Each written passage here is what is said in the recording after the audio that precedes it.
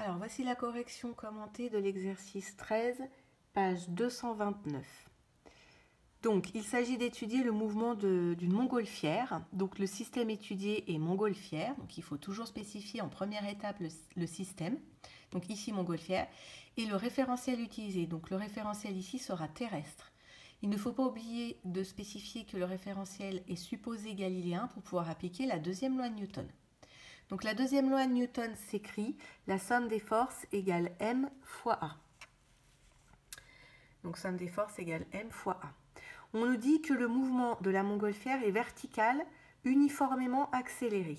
Alors décortiquons pour essayer de trouver, spécifier à quoi, enfin qu'est-ce que ça veut dire. Donc accéléré signifie que A et V sont dans le même sens. Le vecteur A et le vecteur V sont dans le même sens.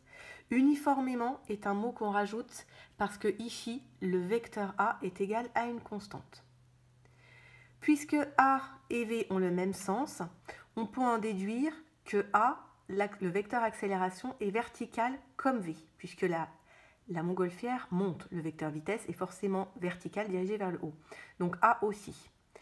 Avec la deuxième loi de Newton, on peut en déduire que le vecteur somme des forces a la même direction et le même sens que l'accélération, puisque la somme des forces est égale à M fois A, et que M est forcément positif. Donc on en déduit que le vecteur somme des forces est également vertical, dirigé vers le haut. Deuxième question, on vous demande de calculer la poussée d'Archimède. Alors on reprend le dessin qui est donné avec le dessin des forces sur l'énoncé. On a le poids donc, qui est vertical dirigé vers le centre de la Terre et la poussée d'Archimède ici qui se note FP et qui donc est verticale dirigée vers le haut. La poussée d'Archimède a une norme forcément plus grande que le poids puisqu'on vous dit que la montgolfière a un mouvement vertical ascendant, donc vers le haut.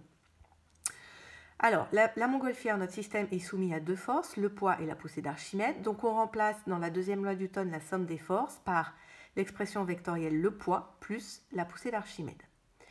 On va projeter cette relation de Newton sur un axe. J'ai choisi un axe de projection verticale vers le haut. Donc, P, le vecteur P, quand on le projette, devient moins P. Pourquoi? Parce que P et l'axe de projection a un sens contraire, donc P est négatif. Plus FP, parce que la poussée d'Archimède est dans le même sens que l'axe de projection, égale MA, et A est également positif, puisque A est dans le même sens que l'axe de projection. Après, c'est des maths, on passe le P, le poids, de l'autre côté, il devient plus, donc M fois A plus P. Ensuite, P, le poids, on remplace par son expression M fois G, et on n'a plus qu'à faire l'application numérique. J'ai mis en facteur la masse ici, en faisant M égale M fois AG plus G. Application numérique, donc la masse c'est 1,20 fois 10 puissance 3 kg, A est donné dans l'énoncé 0,20 mètres seconde moins 2, et G est 10. Et on trouve une poussée d'Archimède, FP, de 1,2 10 puissance 4 newton, avec deux chiffres significatifs.